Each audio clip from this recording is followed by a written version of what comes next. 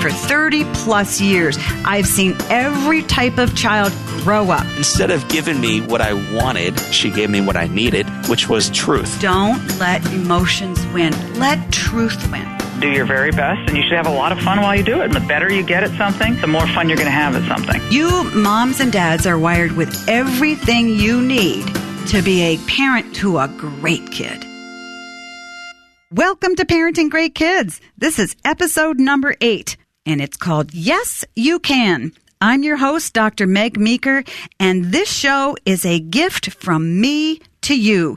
This is a show about total inspiration. It's a feel-good show. You are going to leave this show feeling so good and even a little bit entertained.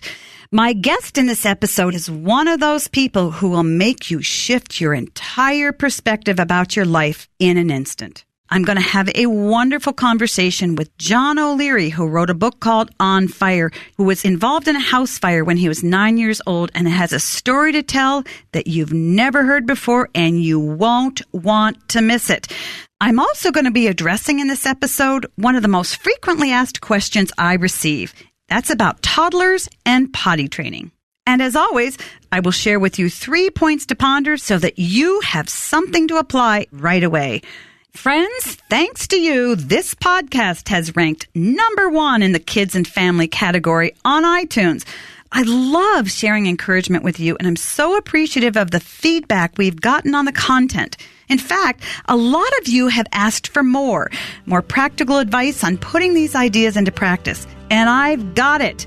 Many of the topics I select are covered in depth in all of my books. If you want to go deeper in any of these issues, check out the full-length books I've written, including Strong Fathers, Strong Daughters, Strong Mothers, Strong Sons, Boys Will Be Boys, and the 10 Habits of Happy Mothers. Plus, my new release this year is a 52-week devotional, the companion to Strong Fathers, Strong Daughters. Go to megmeekermd.com and click on books for information on any of these books.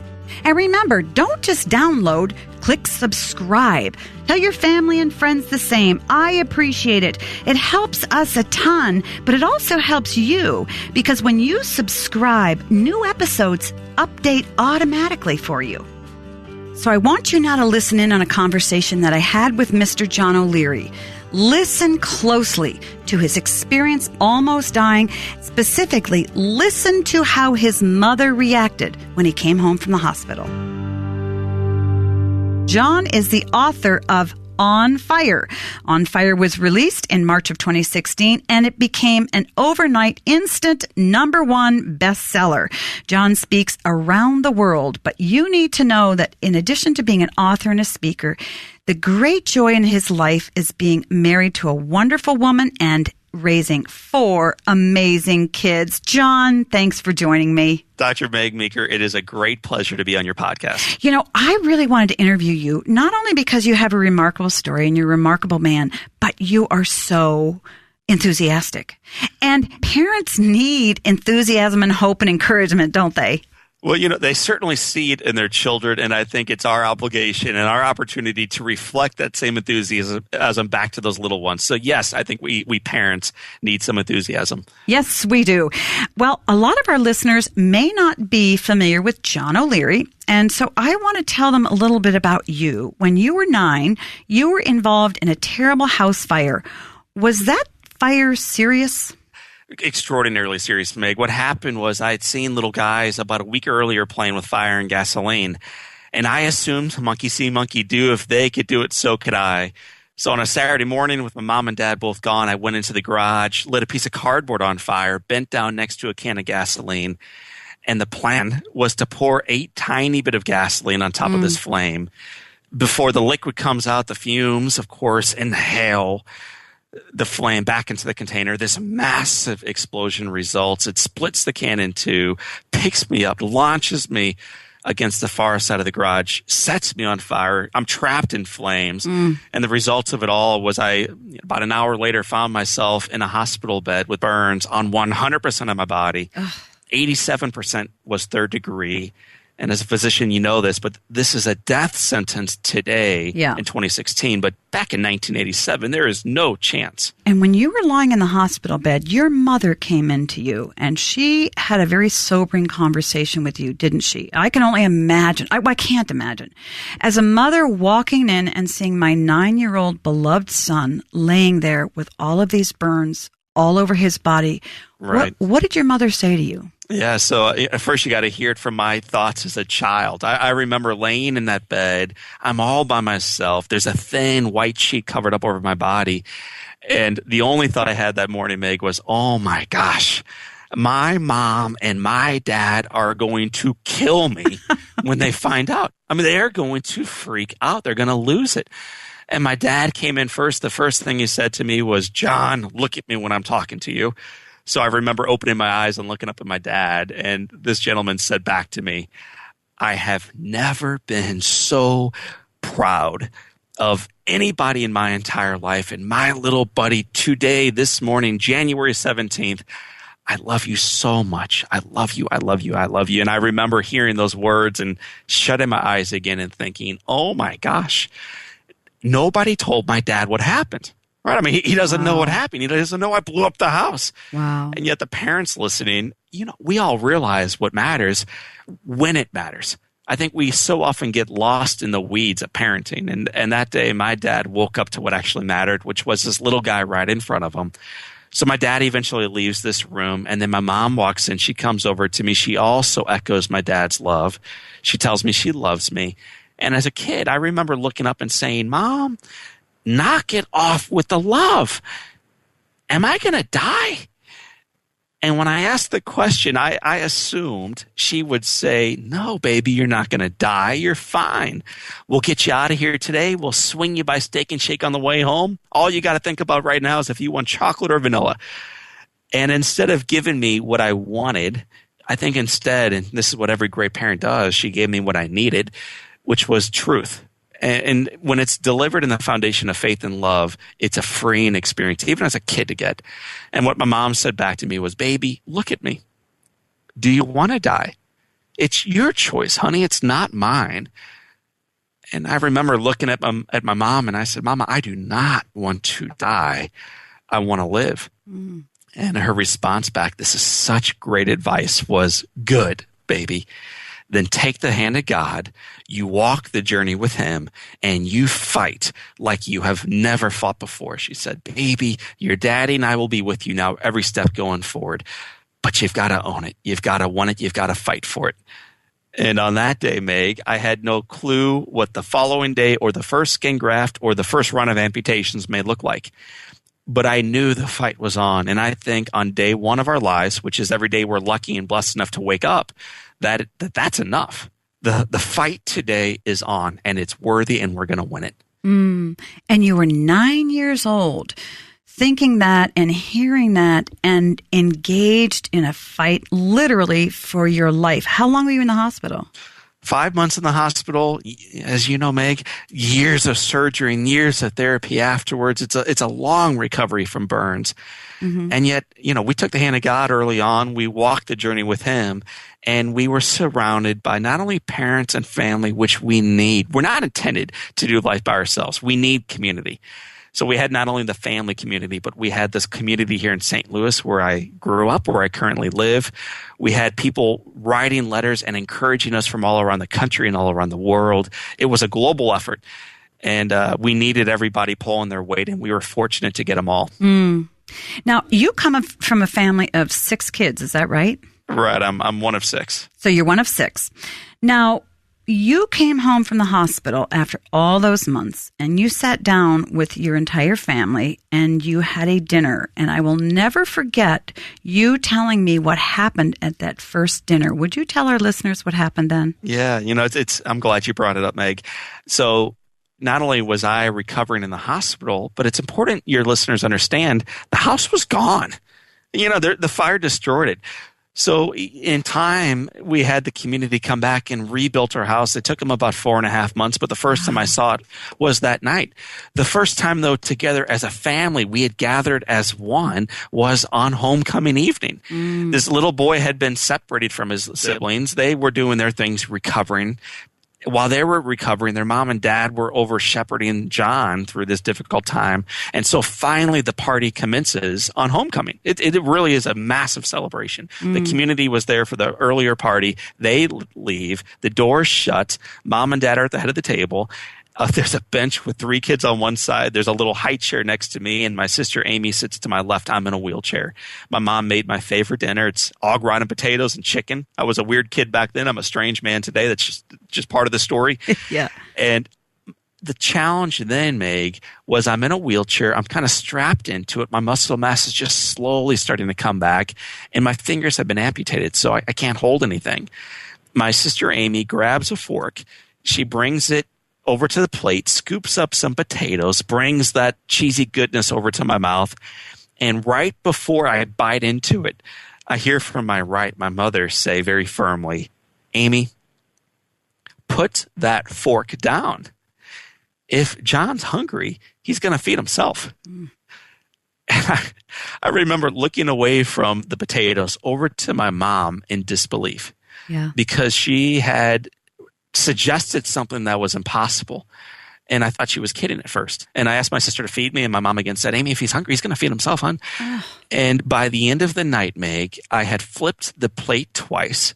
The dinners around me had been cleared, but again, the plate was in front of me, but with potatoes in front of me. And my mother had helped me grab this fork, put it between my 2 hands, scoop up some cheesy goodness, bring it toward my mouth one more time.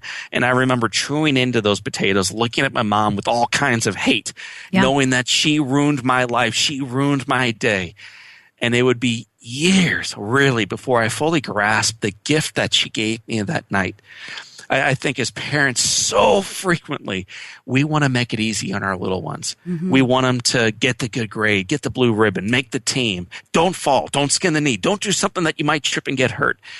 And yet I think our job as parents is to lead them forward, to love them after their fall, and to make sure they realize they can pick themselves up. They can learn from that fall, and they can do life even better afterwards. It was a gift that set me free. I am able to eat on my own tonight and today and each day. I'm able to travel on my own. I'm able to live a robust, beautiful, vibrant life. And I credit my mom with all of that. And you write books. And I type books. I mean, gosh. You and type books with amputated fingers. Journal. Yes. I will tell you, John, when I heard that story, I thought of your mother, and I thought, I don't know that I could do it. Because in her saying to your sister, "No, stop, he can do it," there was a sense of almost cruelty in it, but there was a severity in it. But what she was giving you that day was your freedom. And what parents need to know is that when we make life easy and refuse to say no to our children, we take their freedom away, don't we? Yeah, for kids, all they want is kids seek happiness. But what I know, because I have 4, is eventually the popsicle melts and they're not happy anymore. And, let them swim all day. Eventually they get swimmer's ear and they're not happy anymore. Or you let them stay in the bathtub and then they get mad. Or you don't make them take a bath and then they start smelling and they get sick. Kids want happiness, but happiness is fleeting. What my mom gave me that day was so much better than happiness. I think it's the beginning of joy, which requires accountability, which requires choice. It requires a bit of faithfulness. It certainly requires grit. And it requires the truth that you can't get it from somebody else. You got to seek it on your own. You got to be bold enough to pick up your fork and chew down, baby. This is your life. You get one of them. And so let's live up in the fullness of the possibility and potential. Yeah. And you were 9. And so she had the courage to look at you and say, "I'm going to give you that. I want to do that," even though I am sure, John, when your mother said that to you, she was just dying inside. Because I'm sure every part of her wanted to come, pick you up out of the wheelchair, sit you on her lap, and say, "Here's my 9-year-old beautiful son that almost died, but I get a second chance with him. I'm going to just do everything for him." but she didn't. That takes extraordinary self-control. And raising great kids sometimes feels impossible to us, but we can do it because we can have that kind of self-control to do, as you said, to give our kids what we need, not what we want. You're a father today. You have 4 children. How old are your kids? My kids are 10, 8, 6, and 4, and I have a boy, 3 in a row, and then a little baby girl named Grace. Oh, that is Grace. After 3 boys, that's Grace. Yeah, my wife went years without smiling, but when we were in that ultrasound and she found out that this one was a girl, I've truly never seen my wife happier than on that day. So it's a moment I'll never forget. Well, she needed a little less testosterone and a little more estrogen inside of those closed walls. Now, let me ask you, as a dad, I'm sure you have a very different perspective on what your parents did for you, because we always do. We grow up and we become parents and we look back on our parents and go, how in the world did they do that? Right. Are there parenting moments when you think, I just can't do this. I don't have what it takes? Yes. The lesson I learned from my mom, just to kind of back into what she taught me and what I try to apply today, when she told me as a kid, the day one of the hospital, January 17th, to take the hand of God and walk with him and fight on like I never fought before, she was teaching me not to die. The night I came home from the hospital and she made me pick up that fork, she was teaching me to truly live.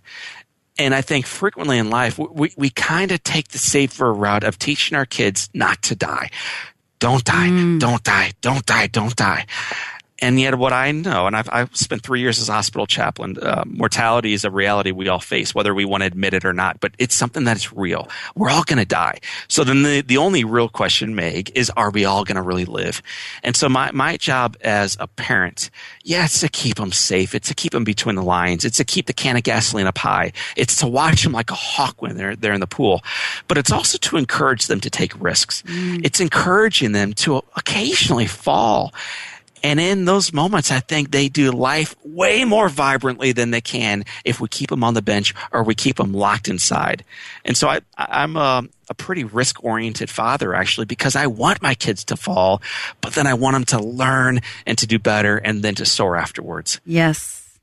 And you could have gone in just the opposite direction. You could have become a nervous wreck as a dad. Right. Where you just wanted to lock your kids in a sterile environment and not go through what your mom went through and sort of say, I will never do that. I'll never. But you really went in the opposite direction. And it's so beautiful because your sort of parenting mantra is, yes, you can, and yes, I can. So just go for it. Don't worry about the little stuff. Just enjoy life, live it, because this is what you have. And obviously you don't encourage your kids to take unusual or life-threatening risks, but but within reason. But you really do teach them to embrace life, and you embrace life. As a parent, you must have struggles. What are your biggest struggles parenting? And I think these are struggles we all face. First, seeing truth through the weeds of spilt milk and Cheerios on the floor and dirty beds again and screaming and yelling from the back of the car. And we sometimes get so focused on the milk and the Cheerios and the dirty beds and the screaming that we forget the miracle and the momentary miracle that is in front of us right now. I realize all of your listeners have kids at different ages, but what we all know is these ages are flying by right in front of our eyes. And the gift of diapers will quickly be behind us. And the gift of them holding our hands when we walk up the steps toward bed will quickly be behind us. And the gift of driving them to carpool will quickly be behind us. And the gift of having them home for the summertime is quickly going to be behind us. And so my greatest struggle is to stay present in the joy of today and not to confuse it for struggles or sorrow or try to get through one more day so I can wake up tomorrow. Because I think in trying to get through today, we miss the miracle of it. So instead, I just try to stay aware and present and focused on the gift of it all. The good, which is so easy to stay focused on, but also the bad, which I think most of us want to turn our eyes away from. Meg, I love the name of your show, this idea of yes, you can. I think when we are first married and you meet someone at the altar, you say, yes, I can, I do. And then when you accept that first child into your life, you say, yes, I can. But eventually we move away from yes, move away from love, move more toward no, more toward obligation, more toward I have to, and more toward a mindset of fear-based parenting, fear-based living, fear-based life. It's something I do if I'm not careful of, if I'm not intentional on. And I'm assuming today it's something many of our followers do as well. So the challenge in front of us each day and the opportunity in front of us each day is to go back into that altar of life to say, I do. Yes, I can. This is a gift. I do. I love it. And it allows us to be awake to the miracle in front of us. I'll tell you, John, I think every listener out there can understand why On Fire, your book that came out just a few months ago, became an instant bestseller, because you have an approach to parenting, an approach to life that we need to hear more of. You know, because you're absolutely right. So many parents live so fear-based. They're afraid they're going to mess up. They're afraid they're going to not choose the right preschool, send their child to kindergarten too early, not feed their kids all organic foods, not take the right vitamins when they're pregnant, not keep their kids away from this. But you really flip that all on its head and go, yes, you can. And not only for your kids, but for every parent to say, you know what? You can be a great parent. You know, just start where you are and live your life and embrace it. I am so excited for our listeners to have heard your story. What is John O'Leary most excited about today? Woo! So, we're speaking in August. My father's birthday is in 2 days. I'm so excited to spend that time with my father. That's probably what I'm most excited about today. Meg, this is a man who has had Parkinson's disease for 27 years. And I'll get emotional talking about it, but my dad is my hero. I love him. He can't walk. He can't earn, which we parents love to do. We love to prove how valuable we are. We love to parent effectively and serve the most organic foods and lead the charge forward. My dad can do almost nothing today except be there, be present, reflect, pray, and he's got a constant goofy grin on his face. So I'm excited to celebrate 73 years with a great man. Wow. John, thank you so much. You have encouraged hopefully millions of people around the globe. And if anybody wants to talk to John or get hold of John, I strongly encourage you to just Google On Fire. It's an amazing book. I'm not here to sell a book. We're here to hear John O'Leary's story, but you have been a real gift to me and to all of our listeners. And that's really why we do the show, is because we want to gift people encouragement and hope, and particularly with this episode, a belief that no matter where they are in life, yes, they can encourage their kids, and yes, they can be better parents. So thank you so much for giving that to us today. Meg, you are so welcome. Thank you for being a gift to me, and thank you for being a gift to so many of your listeners. We're honored to have you in our lives. Thank you so much. All right, let's get social. I want to hear from you and interact with you. You can find me on Facebook, Instagram, and Twitter, or you can go to megmeekermd.com and click on the links.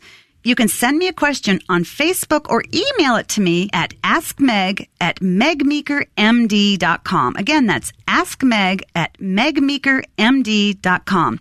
So here's the question featured in this episode. It comes from Ashley. Hi, Dr. Meg. Our daughter is just turned 2 years old, and she's starting to show some interest in potty training. I was curious if you had any advice about that. Well, Ashley, I do have a few thoughts for you. First of all, you said in your question that your daughter just turned 2. Now, in my experience, 2 is a bit too young to begin potty training. I know she may seem interested, but the truth of the matter is, she may have difficulty physiologically controlling her bladder. And I'm concerned that if you begin potty training too soon, this could lead to some frustration for her and for you. So what I encourage you to do is really let her lead. If you really believe that she's interested in potty training, I would get a small potty that you can sit on the bathroom floor. I wouldn't get her one where she can sit on the toilet because it's going to be too big and a bit overwhelming for her because she's very, very young. Put some books by the potty, and if ever she says, Mommy, I want to go in there, let her go in, let her sit on it fully clothed, let her look at her books, and come out. And go very, very gently and very slowly. I would say when she's a little closer to, 2.25 or 2.5, I think she should probably have full bladder control and be able to really train on the potty. But it's very interesting. I have seen little girls who will potty train overnight. So complete potty training for her is probably right around the corner. But I would just caution you to not push her too fast because she really is pretty young if she just turned 2. So Ashley, I hope that helped you. Get her a little potty seat. Let her lead, make it fun, put some books there, but don't push her by any means. Let her show you when she's really ready to do it. As always, parents, keep sending me your questions at askmeg@megmeekermd.com. Again, that's askmeg@megmeekermd.com.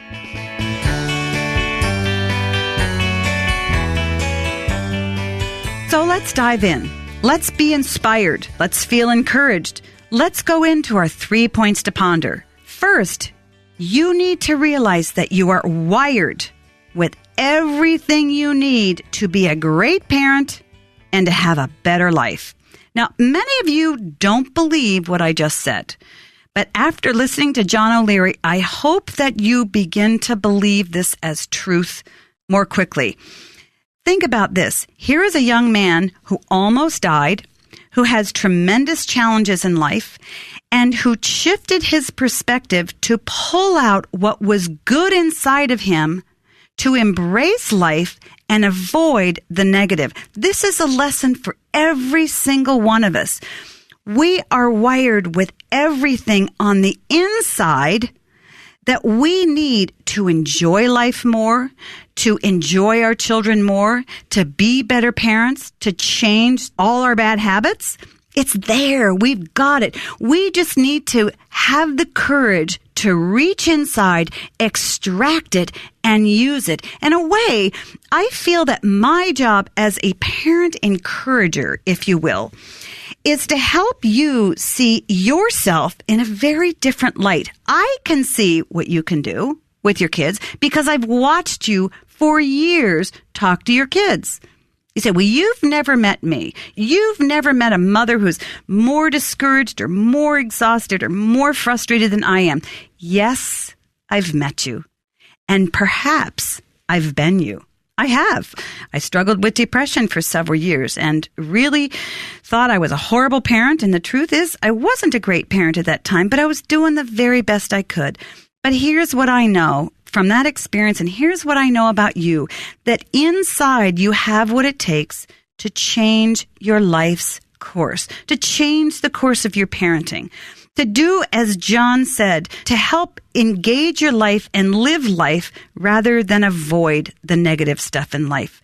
My hope is that I can just look at your wiring and sort of give you a little zap of electricity so that you can feel it, you can use it, and you can move forward. And most importantly, that you know you can do what you think you can't. What is it that you think you can't do? Can you not control your temper with your kids? Can you not stop screaming? Can you not be patient? Can you not discipline, not be consistent? Are these all things that you believe you cannot do? Well, I'm here to tell you, you need to change the way you talk to yourself. You can learn to be more patient. Not overnight and maybe not in a month, but over the years, you can become more patient. You can get your anger under control. You can enjoy time with your kids. You're wired with everything you need to enjoy life more and to be a better parent. Second, focus on helping your kids live, not on helping them avoid hardship and trouble. Now that's John O'Leary 101.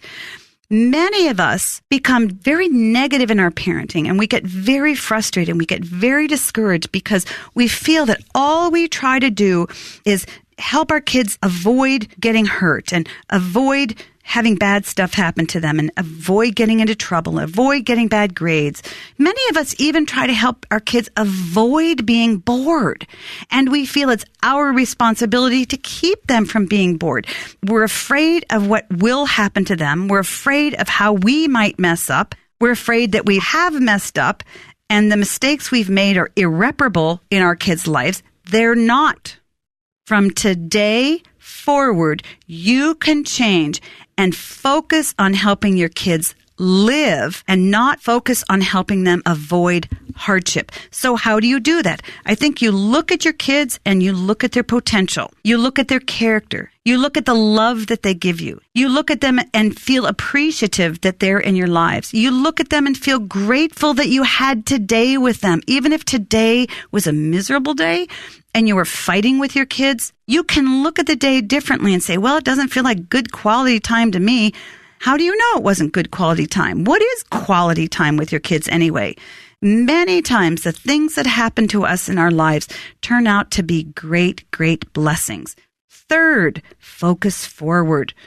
So many parents, myself included, we dwell on the mistakes we've made, the times we've yelled at our kids, over-disciplined, not been available, not gone to the soccer game, not gone to the concert or their play.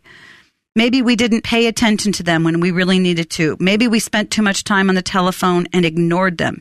Maybe we made a mistake that costs our children something.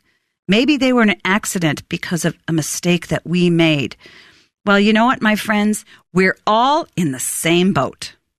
We've all made a lot of mistakes with our kids. And if you think that you haven't made mistakes, well, you might have, you do have a wrong perspective on who you are. You're human, you're doing the best you can, and I know your heart is in the right place, but you will make mistakes. So what you need to do today, this moment, right now, shake it off. Shake it off. If you need to do something serious, forgive yourself. Forgive yourself for the times you messed up. I made a big pot of coffee one day. My 2-year-old daughter climbed up under the counter. She got hold of the pot of coffee, spilled it, and burned her whole arm. I felt horrible for years. I was standing right in the kitchen with my back turned. But you know what? I had to forgive myself. And she doesn't even remember it, but I sure remember it. And I felt terrible for years. So focus forward. Look forward. Look to what you can do. Look forward to not repeating those mistakes. But if you do repeat those mistakes, it's okay. But remember, you have so much more life to live with your children. You just shift your perspective a little bit, let yourself off the hook a little bit, and listen closely to John's story, and you will understand what it really means to focus forward and to realize that from today on, you can change your parenting. Tweak it a little this way, tweak it a little that way, and enough tweaks over enough years, you got a whole new relationship with your kids. So let me recap our 3 points to ponder. 1, you are wired with everything you need to be a great parent. Never forget. 2, focus on helping your kids live, not on helping them avoid hardship or trouble. And 3, keep your focus forward. Stop looking back. Stop dwelling on the mistakes you made. We've all made them. We're all in the same spot. Focus forward. Make little changes in your life, a little bit at a time. And what you'll see is over the years, your parenting will become much more effective, much more enjoyable, and guess what? You will have a new and richer relationship with your kids, no matter what their age. This podcast was my gift to you. If you're sitting there wondering if your life can be better or your relationship with your kids can be better, let me remind you, yes, you can. Remember my 3 points to ponder. 1, you are wired with everything you need to be a great parent. 2, focus on helping your kids live life and engage life. Don't focus on helping them avoid hardship or trouble. 3, focus forward. Quit looking back. Don't dwell on the mistakes. And until next time, remember, great kids are raised, not born. Thanks for listening to the podcast. Parenting Great Kids with Dr. Meg Meeker is custom built for you, the parent, so be sure to share the podcast. And don't forget to visit megmeekermd.com and click on the Strong Fathers, Strong Daughters devotional You can also like Dr. Meg on Facebook and follow her at Meg Meeker. As always, if you'd like to tell us what you think, write us a review. And to catch future episodes, be sure to click subscribe.